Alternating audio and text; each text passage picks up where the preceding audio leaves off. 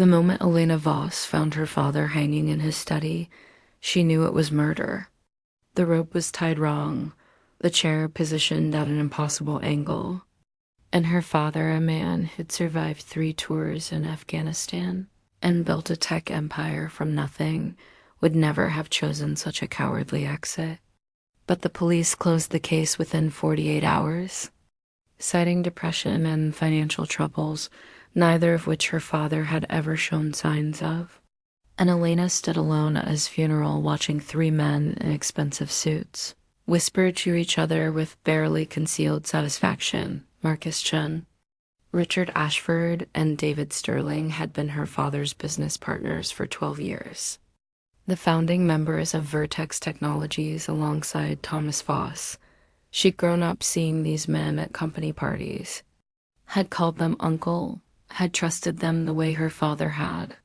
Now she watched them shake hands with mourners, their faces arranged in perfect masks of grief while their eyes calculated something else entirely. The lawyer's office 3 days later confirmed what Elena already suspected.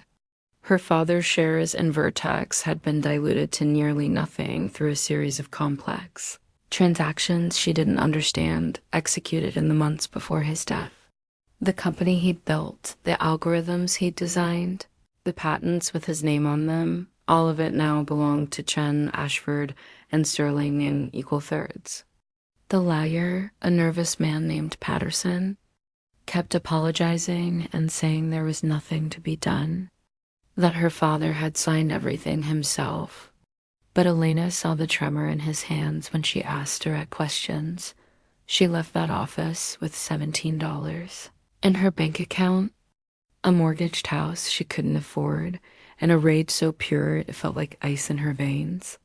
Her mother had died when she was 6, cancer taking her slowly while her father worked 18-hour days to pay for treatments that ultimately failed.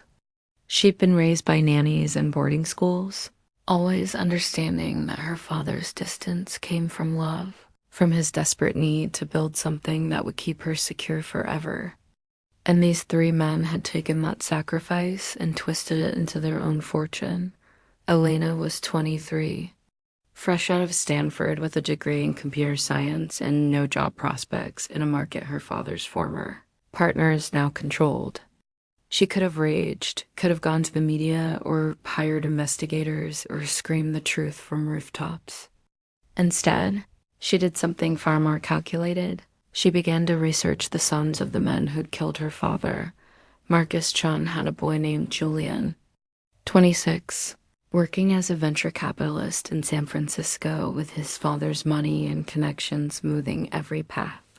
Richard Ashford's son, Alexander, was 28, a corporate lawyer who'd made partner at his firm through cases his father had funneled to him. David Sterling's son, Christopher, was 25, running a boutique marketing agency that existed primarily to handle Vertex's public relations. 3 sons, 3 paths into the families that had destroyed hers. 3 weapons she could forge if she was patient enough. The first step was transformation. Elena sold everything her father had left her, the house, his car, his watch collection, every piece of furniture and art that held a memory, and used the money to remake herself. She moved to Los Angeles under the pretense of starting over, enrolled in a prestigious MBA program, and spent 6 months becoming someone else entirely. The quiet, bookish girl who'd buried her father disappeared, replaced by a woman who understood that beauty and charm were weapons as powerful as any code. She could write. She studied the suns the way a general studies an enemy's weaknesses. Julian Chun loved art and fancied himself a patron of struggling artists, frequenting gallery openings in the Mission District. Alexander Ashford was engaged to his college sweetheart, but had a history of infidelity his father's lawyers had quietly buried. Christopher Sterling was desperately trying to prove himself worthy of his father's respect, taking on impossible clients and working 100-hour weeks to earn approval that never came. Elena chose Julian first because he was the easiest. the one most hungry for something genuine in a life bought with his father's blood money.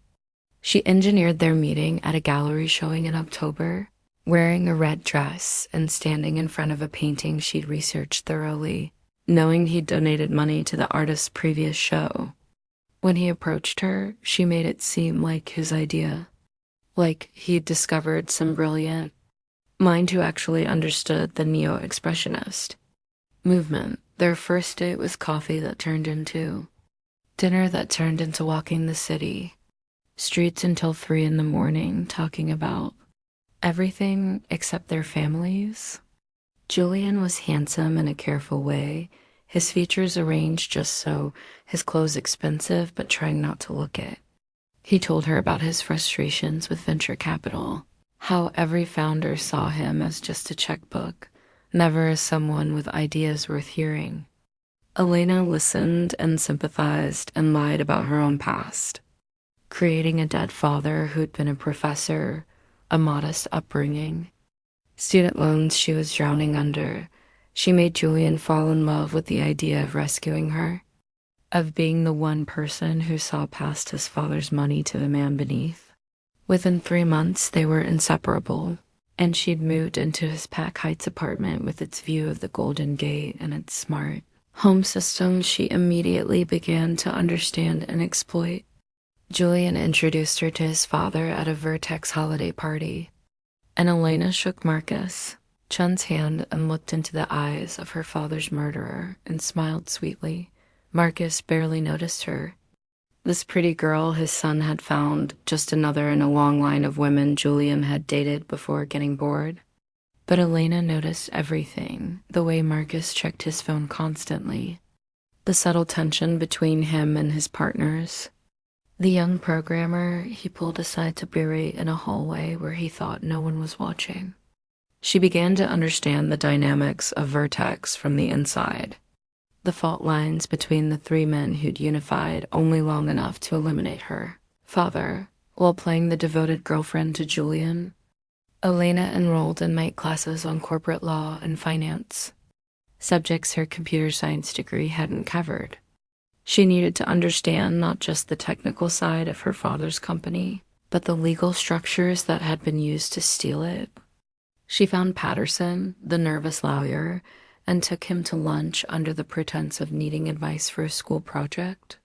3 glasses of wine in, he admitted that her father's signatures on those final documents had looked wrong, that he'd suggested an investigation, that Marcus Chun had threatened to destroy his practice if he pursued it. The confirmation should have made her angrier, but instead it focused her rage into something pure and surgical. She had her proof, not that it mattered. Patterson would never testify, and any investigation was years too late. But she knew the truth now with certainty. Her father had been murdered, his business stolen, his legacy erased. And she knew she would spend however long it took to return that favor with interest. Julian proposed after a year, a massive diamond on a beach in Malibu with a photographer hidden in the rocks to capture her surprised delight. Elena said yes and cried real tears, though not for the reasons Julian imagined. The engagement party was held at Marcus Chun's estate in Atherton, and Elena met the rest of her father's murderers in person for the first time since the funeral. Richard Ashford was tall and angular, his handshake too firm, his smile never reaching his eyes. David Sterling was shorter, softer, but with a cruel intelligence that made Elena's skin crawl when he looked at her. She charmed them all, playing the role of Julian's miraculous fine, beautiful but not threatening, smart but deferential, ambitious in ways that complemented rather than competed. Marcus gave a toast welcoming her to the family, and Elena raised her glass to him while mentally cataloging everything she'd need to destroy him. But she also realized that night that one family wouldn't be enough, that true revenge required burning all 3 houses down from within. The problem was she could only marry one son. Dating all 3 simultaneously was impossible, and even marrying one while having affairs with the others risked exposure before she'd done enough damage. She needed a different approach, something more sophisticated. That's when Elena conceived of the real plan, one that would take years, but would be absolute in its devastation. She married Julian in a ceremony that cost $300,000, mostly Marcus's money, in a garden in Napa Valley with 500 guests who ate caviar and drank champagne while Elena took vows she meant in a way no one understood. She became Elena Chen, took Julian's name the way women were expected to, and settled into the role of perfect tech wife beautiful at parties. Interested in the business, but not too interested. A credit to her husband's taste, but on their honeymoon in Bali. While Julian slept off too much wine, Elena used his laptop to access Vertex's internal network. Julian had administrative access he rarely used. Passwords he'd written down in a notebook because he could never remember them. Security protocols he ignored because he'd grown up assuming nothing bad could happen to people like him. Elena copied everything: emails, financial records, product roadmaps, code repositories, and stored it all in encrypted servers she'd set up months earlier. What she found in those files was worse than she'd imagined. Her father hadn't just been killed for his shares in Vertex. He'd been killed because he discovered that Chen Ashford and Sterling were selling Vertex's proprietary technology to Chinese companies through a series of shell corporations. The technology her father had designed for American infrastructure was being reverse engineered and deployed by foreign governments, and the three partners were making millions in untraceable payments. Her father had confronted them 6 weeks before his death. The email thread was still there, buried in an archived folder Marcus had forgotten to delete. Thomas Voss demanding they stop, threatening to go to federal authorities, invoking national security and basic morality. Marcus's response was clinical. They could buy Thomas out and he could walk away clean, or they could make things difficult. Her father's final email was just 2 words: I refuse. Elena spent 3 days locked in the hotel bathroom, going through every file, understanding the full scope of what these men had done. They hadn't just killed her father. They'd betrayed their country, endangered millions of people who relied on the infrastructure Vertex had helped build, and enriched themselves beyond measure. And they'd gotten away with it because men like them always did. Because money bought silence and power rewrote history. When she and Julian returned from Bali, Elena was different in ways he couldn't quite identify. She was more attentive, more interested in his work, asking questions about Vertex that seemed natural but were carefully designed to extract information. She befriended Julian's assistant, a harried woman named Sharon who was drowning in the workload of managing Julian's chaotic schedule. Elena brought Sharon coffee, listened to her complaints, slowly became someone Sharon trusted enough to vent to about the real dynamics at Vertex.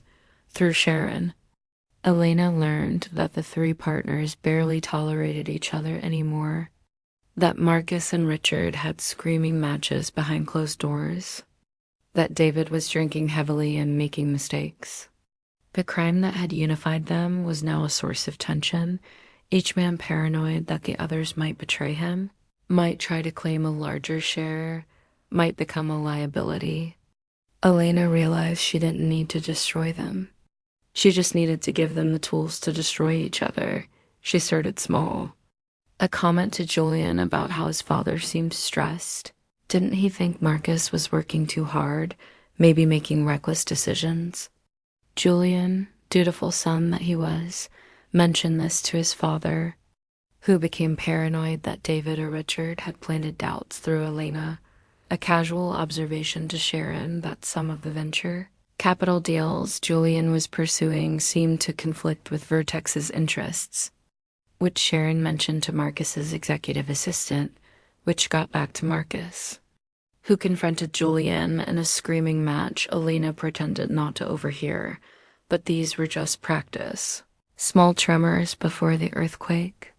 Elena needed access to all 3 families, needed to be trusted by all three sons, needed to be in a position where she could orchestrate the final act. The opportunity came when Julian asked her to help organize a charity gala for Vertex, a major event meant to celebrate the company's 20th anniversary. Elena volunteered to coordinate with all three families, to be the liaison who could smooth over the increasing tension between the partners. This gave her the excuse to meet regularly with Alexander Ashford to discuss legal aspects of the event, to coordinate with Christopher Sterling on marketing and public relations. She was careful, always professional, always accompanied by Julian or event planners. But she watched the other sons the way she'd once watched Julian, identifying their weaknesses, understanding what they needed. Alexander Ashford was in a miserable marriage, his college sweetheart having become a bitter woman who resented his success and spent her days drinking wine and posting cryptic messages on social media. Christopher Sterling was still desperate for his father's approval, still taking on impossible tasks and failing in small ways that David magnified into character flaws. Both men were vulnerable. Both were hungry for something their lives weren't providing. The gala was scheduled for March, 8 months away, which gave Elena time to prepare the real work.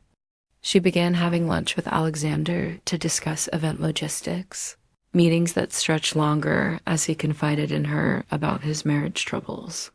She was sympathetic but never inappropriate, the perfect confidant, someone who understood the pressure of living up to powerful fathers. With Christopher, she attended marketing presentations, praised his ideas, gave him the validation his father never did. Julian noticed none of this because Elena had trained him not to. She'd spent 2 years teaching him that she was devoted, that her interest in his family's business was about supporting him, that her friendships with Alexander and Christopher were just networking. Julian trusted her completely because she'd given him no reason not to, and that trust was the sharpest blade in her arsenal. 6 months before the gala, Elena made her next move. She created a series of anonymous email accounts and began sending carefully crafted messages to each of the three partners. To Marcus, evidence that Richard was moving money into offshore accounts without telling the others. To Richard, documents suggesting David was negotiating a separate deal with their Chinese contacts. To David, financial records implying Marcus was planning to force the other two out. None of it was real. Elena had fabricated everything, using the authentic files she'd stolen, altering dates and numbers just enough to be plausible but not provable. The effect was immediate. The three men began investigating each other, hiring private detectives, checking financial records, growing increasingly paranoid. Their weekly meetings became hostile, their public appearances strained. Elena watched it all unfold through Julian, who came home confused about why his father and uncles were suddenly at each other's throats. She soothed him, suggested it was just business stress, recommended he stay out of it, but privately, Elena escalated. She used her access to Vertex's network through Julian's credentials to plant evidence that looked like each partner was preparing to betray the others. Fake emails and draft folders, edited financial spreadsheets, modified contracts. She was careful to make everything look amateur, like a man trying to hide his tracks but not quite succeeding, like someone who'd gotten sloppy after years of getting away with crimes. The three partners began hiring lawyers, preparing for a corporate war. Richard Ashford filed a lawsuit alleging financial malfeasance by Marcus and David. Sterling countered with his own suit, claiming breach of fiduciary duty. Marcus Chun started moving to force the others out through board manipulation. Vertex, the company her father had built, was tearing itself apart, and Elena watched with satisfaction as the men who'd killed him turned their weapons on each other. But she wasn't done. The gala was still coming, and Elena had planned it to be the stage for her final revelation. She convinced the event planners to include a video tribute to Vertex's history, a nostalgic look back at the company's founding. Elena personally oversaw the production, selecting photos and footage, crafting the narrative, and buried in that tribute, visible for just a few seconds to anyone paying attention, was a photo of her father, not Thomas Voss, the partner, but Thomas Voss with his daughter Elena at her college graduation. Her real name visible on the program she was holding. None of the partners would recognize her. She'd changed too much, and they'd barely noticed her at the funeral. But the sons might, particularly Julian, if he was paying attention. Elena was gambling that the chaos she'd created would distract them, that their focus would be on their father's war rather than a brief image in a corporate video. The night of the gala arrived, and Elena wore white, a calculated choice. Bridal and pure and absolutely inappropriate for someone who wasn't the center of attention. Julian noticed, but thought it was charming, thought his wife was just expressing her artistic side. They arrived at the Four Seasons ballroom where 800 guests were gathering. The elite of Silicon Valley come to celebrate Vertex's success. Unaware they were attending a funeral, Elena moved through the crowd like a ghost. Greeting people Julian introduced her to, smiling at shareholders and board members and journalists. She saw Marcus, Richard, and David standing in separate corners of the room, each surrounded by their own supporters, the company they'd stolen now divided into armed camps. The tension was obvious to anyone watching, and Elena had made sure journalists were watching, had leaked stories about internal conflict to tech bloggers who were live tweeting the event. Dinner was served, speeches were made, awards were given. Julian's father gave a presentation about Vertex's future that was really a coded attack on his partners, outlining a vision that excluded them. Richard responded with his own speech about integrity and original vision, a barely veiled accusation. David didn't speak at all, just sat at his table drinking scotch and glaring at the other two. Then came the video tribute. The lights dimmed, the screens lit up, and Elena watched her father's face appear in flickering footage from 20 years ago. He was young, vibrant, brilliant, everything the three men who'd killed him would never be. The video traced Vertex's history, and Elena had edited it to subtly emphasize her father's contributions, his innovations, his leadership. And then 43 seconds from the end, there it was, Thomas Voss with his daughter Elena, her name visible, her face younger but recognizable. Julian saw it first. She felt him stiffen beside her, felt him turn to look at her with confusion beginning to bloom into recognition. But Elena was already standing, already walking to the stage where a microphone had been set up for the next speaker. The video ended, the lights came up, and Elena stood alone in front of 800 people. "Most of you don't know me," she began, her voice steady, amplified through the sound system. "I'm Elena Chen, married to Julian, daughter-in-law to Marcus. But that's not who I really am."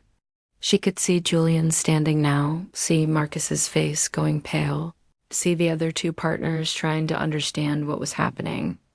"My real name is Elena Voss. Thomas Voss was my father." The room went silent. Elena could hear her own heartbeat, could feel the weight of every eye on her. 5 years ago, my father was murdered by the three men who are being celebrated tonight. Marcus Chen, Richard Ashford, and David Sterling killed him and made it look like suicide because he discovered they were selling American technology to foreign governments. They stole his company, erased his legacy, and got rich on treason. Security was moving toward the stage now, but Elena kept talking, her voice rising. "I have proof. Years of emails, financial records, coded communications with foreign agents. I've sent it all to the FBI, to the Department of Justice, to every major news outlet. But that's not why I'm here." She looked directly at Marcus, saw the understanding dawning in his eyes. "I'm here because I spent 5 years destroying everything you built, the same way you destroyed everything my father built. Elena pulled out her phone, held it up. Every anonymous tip about your secret dealings, every leaked document that turned you against each other, every bit of evidence that made you paranoid and hostile, that was me. I used my husband's access, my position in your families, my role as the perfect daughter-in-law to tear Vertex apart from the inside. Your company is worthless now, your reputation's destroyed, your family's shattered. She could see Julian's face, the betrayal written there, and felt nothing. I married into this family for one reason, revenge. And now I have it. The FBI will be here in minutes. I called them before I walked on stage. You'll spend the rest of your lives in prison for treason and murder. Your sons will spend the rest of their lives knowing their fathers are traitors. And I'll spend the rest of my life knowing I kept the promise I made at my father's grave. The room erupted. People were shouting, security was rushing the stage, and Elena could see federal agents entering through the main doors. Marcus Chun tried to run and made it 3 steps before he was tackled. Richard Ashford stood frozen in shock. David Sterling pulled out a gun, where had he gotten a gun, and pointed it at Elena with shaking hands. But Elena didn't move, didn't flinch, just stared at him with all the cold fury she'd been nurturing for 5 years. "Do it," she said softly. "Make me a martyr. Make this story even bigger." "Go ahead." David's hand wavered. And then federal agents were on him, wrestling the gun away, forcing him to the ground. The arrests happened in full view of every camera in the room, every phone recording, every journalist live streaming. Marcus Chun screaming about lawyers and connections. Richard Ashford crying, actually crying. David Sterling silent and defeated, the fight gone out of him. Elena watched it all from the stage until someone she never learned who draped a jacket over her shoulders and led her away. The legal proceedings took 2 years. Elena testified in closed hearings, turned over every file she'd stolen, explained every manipulation she'd orchestrated.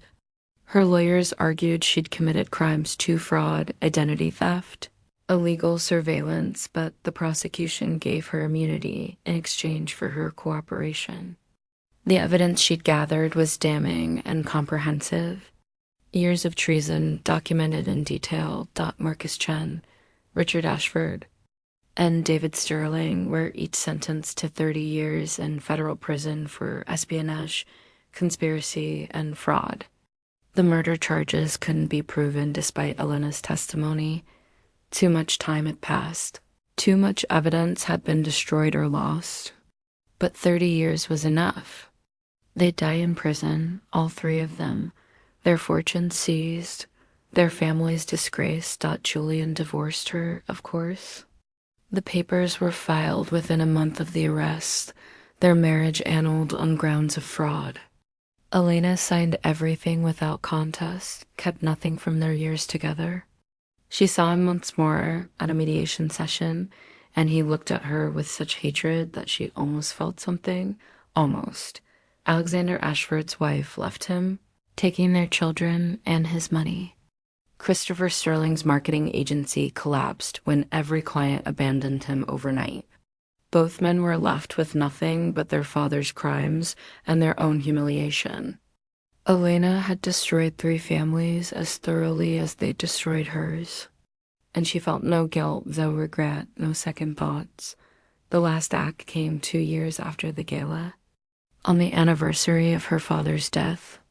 Elena, now using her real name again, stood at his grave with flowers and a letter. She read it aloud to the headstone, telling him everything she'd done, every step of the plan, every moment of satisfaction. "They took everything from us," she said. "So I took everything from them. I hope it was enough. I hope you're proud." She placed the letter on his grave, weighed it down with a stone, and walked away without looking back. The revenge was complete, the promise kept, the debt paid in full. Elena Voss had given 5 years of her life to destroying the men who'd killed her father, and in the end, She'd succeeded beyond even her own expectations, but as she drove away from the cemetery, Elena realized something she hadn't anticipated. Vengeance was complete, but her life was hollow. She was 28 years old with no family, no friends who knew the real her, no purpose beyond the revenge she'd accomplished. She'd won absolutely and totally, but the victory tasted like ashes dot. She thought about her father then, really thought about him for the first time in years. Not as a martyr or a victim, but as a man who'd built something beautiful before it was stolen. He created technology that helped people, employed thousands, innovated in ways that changed the world. His legacy wasn't Vertex, the company was gone now, dissolved and sold for parts after the arrests. His legacy was the good he'd done before evil men corrupted it. Elena realized she had a choice. She could spend the rest of her life defined by this revenge, by these 5 years of calculated hatred. Or she could take the skills she'd learned, the fortune she'd been awarded in restitution from Vertex's assets, and build something her father would actually be proud of. Not destruction, but creation. Not vengeance, but justice. 6 months later, Elena Voss founded a new company. Not a tech firm, but a nonprofit that investigated corporate fraud and corruption, that exposed white-collar criminals who thought they were untouchable. She hired investigators and lawyers and forensic accountants, all people who'd been wronged by systems that protected the powerful. She funded it entirely with the money that had been her father's. The shares and assets finally returned to their rightful owner. She named it Voss Justice Initiative. And within a year, they'd taken down 2 major corporations involved in fraud schemes that hurt thousands of people. Within 2 years, they were getting calls from whistleblowers around the world, people who'd seen corruption and wanted someone with the resources and ruthlessness to actually do something about it.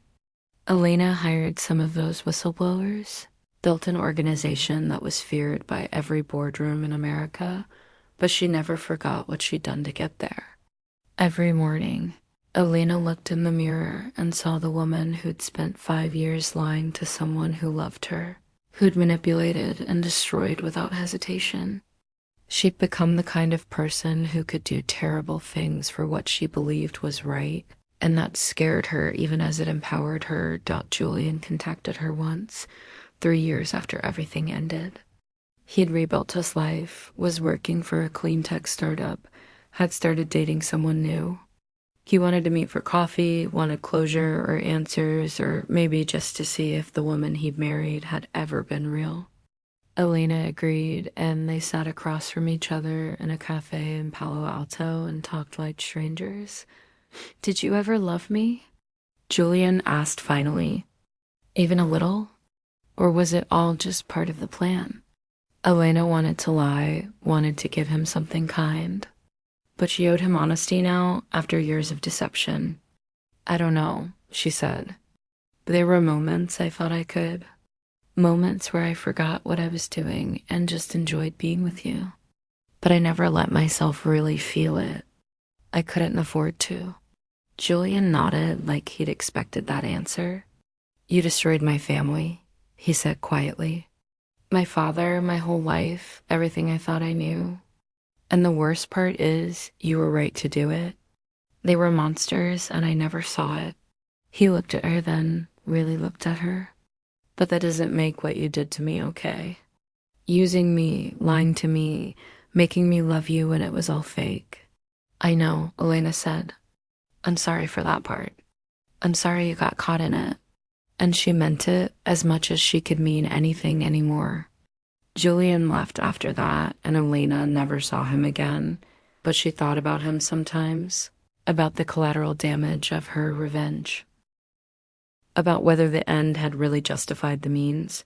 The question haunted her, but she never found an answer she was satisfied with. She'd avenged her father, exposed traitors, brought criminals to justice. But she'd also destroyed an innocent man's life, used love as a weapon, become someone her younger self might not recognize. The revenge had been perfect, complete, devastating. But the cost had been her own humanity, and Elena wasn't sure she'd ever get it back. Years passed. Voss Justice Initiative grew, took down more corporations, helped more victims. Elena became known in certain circles as the woman who couldn't be bought, couldn't be intimidated, couldn't be stopped. She dated occasionally, but never seriously, never letting anyone close enough to really know her. The fear of manipulation worked both ways. She'd become so good at using people that she no longer trusted anyone who tried to get close. On the 10th anniversary of her father's death, Elena stood at his grave again. She was 33 now, successful beyond measure, respected and feared in equal measure. The Voss Justice Initiative had a budget of $50 million and had recovered over $1 billion in stolen assets for victims of corporate fraud. Marcus Chun had died in prison the year before, a heart attack at 62. Richard Ashford and David Sterling were still serving their sentences, would die behind bars. "I did it, Dad," Elena said to the headstone. "I made them pay.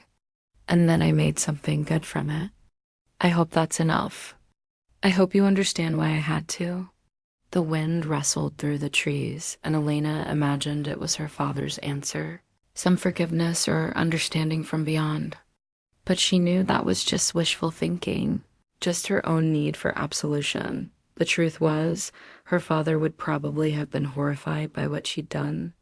Thomas Voss had been a good man, ethical to a fault, someone who believed in systems and justice and doing things the right way. He'd confronted his partners through proper channels, had threatened legal action and official investigations. And they'd killed him for it. Because good men who followed the rules were easy to eliminate, Elena had learned from his mistake. She'd learned that sometimes justice required dirty hands, required becoming someone willing to lie and manipulate and destroy. She'd learned that the system didn't protect people like her father. It protected people like Chen and Ashford and Sterling. And she'd learned that if you wanted real justice, you had to take it yourself. Consequences be damned, but standing there in the cemetery, Elena wondered if that made her any better than the men she'd destroyed. They'd committed crimes for money and power. She'd committed crimes for revenge and justice. Different motivations, but the same willingness to cross lines, to hurt innocents, to become something monstrous in pursuit of a goal. Julian had been her victim the way thousands of infrastructure users had been Marcus's victims. The scale was different, but the principle was the same. "I don't know if I'm the hero or the villain in this story," Elena admitted to her father's grave. "Maybe I'm both. Maybe that's what it takes." She placed flowers on the headstone, the same white lilies she'd brought every year, and turned to leave. But as she walked away, Elena made a decision. She'd spent 10 years defined by what had been done to her and what she'd done in response. It was time to be defined by something else. The next day, Elena restructured Voss Justice Initiative. Instead of just investigating corporate fraud, they'd also provide support for the families of victims. Counseling, financial assistance, legal help navigating the aftermath of crime. She hired psychologists and social workers, built a whole division dedicated to helping people rebuild after their worlds were shattered. It was something her father would have done, something that created rather than destroyed. She also started a scholarship fund for the children of whistleblowers, people whose parents had done the right thing and paid the price. Hundreds of thousands of dollars every year going to kids who lost parents to retaliation, who needed someone to believe their sacrifice mattered. Elena named it after her father, ensuring his real legacy, not Vertex, not the technology, but the courage to stand up to corruption would outlive all of them. It didn't erase what she'd done. Nothing could erase 5 years of calculated deception. The look on Julian's face when he realized his wife was a stranger. The way she'd systematically destroyed 3 families. But it was something, a step toward becoming someone her father might have been proud of. someone who used her capacity for ruthlessness in service of something larger than revenge. Elena thought about Julian sometimes, wondered how he was doing, whether he'd found happiness. She hoped he had. She hoped he'd forgiven her, or at least moved past her enough to build a real life. But she never reached out, never tried to explain herself beyond that one conversation. He deserved to heal without her reopening wounds, deserved a future that wasn't shadowed by the woman who'd betrayed him, the sons of the other two partners. She never thought about it all. Alexander and Christopher had been collateral damage too, but they'd also benefited from their father's crimes for years. They'd lived in luxury purchased with treason, had built careers on connections made through corruption. Elena felt nothing for them, no guilt, no regret. They'd gotten off easy compared to what they deserved. 15 years after her father's death, Elena Voss received a letter. It was from Richard Ashford, writing from the federal penitentiary where he was serving his sentence. The letter was long, rambling, full of justifications and excuses, and ultimately an apology. He claimed he'd never wanted to kill Thomas Voss, that it had been Marcus's idea, that he'd gone along because he was afraid. He said he'd lived with the guilt every day since. That prison was almost a relief because he finally deserved the punishment he was receiving. Elena read the letter 3 times, trying to find genuine remorse in the words, some indication that Richard Ashford actually understood what he'd done. But all she found was self-pity, a man feeling sorry for himself, wanting absolution from his victim's daughter. She burned the letter in her fireplace and never responded. Some people didn't deserve forgiveness, even if they asked for it. David Sterling never wrote. He died in prison 7 years into his sentence, complications from his alcoholism finally catching up with him. Elena read about it in the news and felt nothing. Marcus was already dead. 2 of her father's killers were gone, and Richard would die behind bars eventually. The revenge was complete, had been complete for years. But Elena realized she'd stopped thinking about it that way. Now, when she thought about Marcus, Richard, and David, she thought about them as case studies. What had made them think they could get away with it? What systems had failed that allowed them to murder and steal and commit treason for years? How could those systems be fixed, strengthened, made more resistant to corruption? Elena's nonprofit started working on policy recommendations, lobbying for better whistleblower protections, stronger oversight of technology transfers. It was boring work compared to revenge, methodical and slow and frustrating. But it was also meaningful in ways that destroying 3 families had never been. Every new law that passed, every protection that was added, every whistleblower who came forward because they knew someone would listen, that was her father's real legacy. That was what Thomas Voss had died for. The belief that systems should work, that corruption should be punished, that good people shouldn't be afraid to speak up. Elena was 41 when she met Sarah Brennan at a conference on corporate accountability. Sarah was a former federal prosecutor who'd left the DOJ in frustration, tired of watching rich criminals get slaps on the wrist. They had coffee, then dinner, then started collaborating on cases. 6 months later, they were dating. A year after that, they moved in together. Sarah knew everything about Elena's past. It was public record, documented in court filings and news articles, and loved her anyway. "You did a terrible thing for understandable reasons," Sarah said one night as they lay in bed. "That doesn't make it okay, but it also doesn't mean you can't be better now. You've spent almost 20 years being better.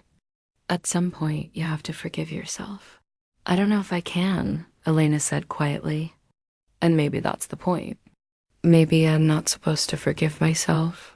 Sarah propped herself up on one elbow, looking down at her. "What do you mean?"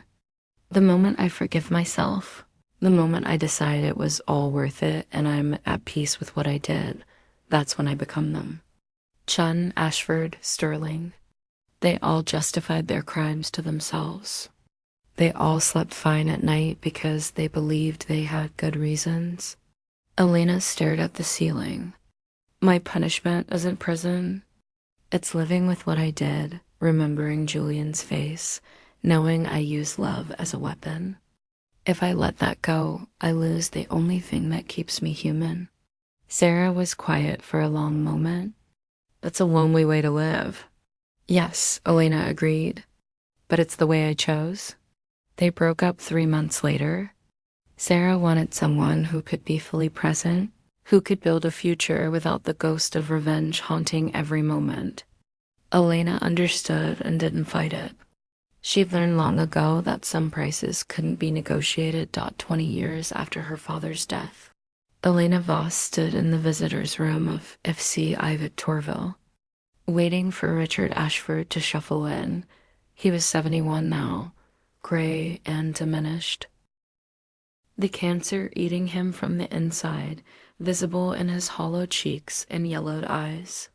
He had 3 months left, maybe less. He sat down across from her, surprise flickering across his face. Elena, I didn't think you'd come. I wanted to see you one last time, she said calmly, to make sure you understood. Richard's hands shook as he folded them on the table. Understood what? That you died in here for nothing. That every day you spent in this cage was because of me. Marcus is dead. David is dead. And you're dying. I won the game you didn't even know we were playing. A flash of anger crossed his face, some ghost of the powerful man he'd been. You destroyed your own life too? Julian told me you're alone, bitter, defined entirely by what you did to us. Elena smiled, and it was sharp as a knife. You think that bothers me? I chose this. Every single day, I chose revenge over happiness, justice over peace. And I'd do it again. She leaned forward. My father died alone in that study, murdered by men he trusted. You took everything from him. So I took everything from you. That's not tragedy, Richard. That's symmetry. We were wrong, Richard said, his voice breaking. What we did to Thomas was wrong. But what you did was exactly what you deserved, Elena finished. You don't get to play victim now. You murdered a good man and stole his life's work. I just made sure you paid for it. The only difference is I'm honest about what I am. She stood to leave, but Richard called out, Your father wouldn't have wanted this. Thomas was a good man. He would have hated what you became. Elena paused at the door and looked back. You're right. He would have hated it. But he's dead, and you killed him. So I became what was necessary to make you pay. I don't need his approval anymore. I just needed his revenge. She walked out and never looked back. Richard Ashford died 6 weeks later. Elena didn't attend the funeral, if there even was one. She marked the date in her calendar with a single red X, the third and final mark. All of her father's killers were gone now, erased from the world as thoroughly as they'd tried to erase Thomas Voss. That night, Elena returned to her father's grave for the last time. She was 43 years old, wealthy, powerful, and completely alone. The Voss Justice Initiative would continue without her. She'd built it well enough to survive. But she was tired of pretending it was about more than what it had always been, a monument to revenge dressed in the language of justice. It's done, Dad, she said to the headstone. All 3 of them are dead. They died knowing I destroyed them. They died knowing your daughter was smarter, more ruthless, more patient than they ever were. She knelt and traced the letters of his name with her finger. I gave my whole life to this. Everything I am, everything I'll never be. I sacrificed it all to keep my promise to you. The graveyard was silent except for the wind in the trees. People will say I'm a monster, Elena continued. That I became as bad as the men I destroyed. Maybe they're right. But you know what? I don't care. You were the only person who ever really mattered to me, and they took you away. So I took everything from them. That's all that matters. That's all that ever mattered. She stood, brushing dirt from her knees. I won, Dad, and I'm not sorry. Elena Voss walked away from her father's grave and disappeared into the night. A woman defined entirely by revenge, sustained entirely by hatred, satisfied entirely by destruction. She'd kept her promise. She'd made them pay Dot, and if the cost was her own soul, her own humanity, her own chance at happiness, well, she'd calculated that cost 20 years ago and decided it was worth it. She still believed that Dot, she always would.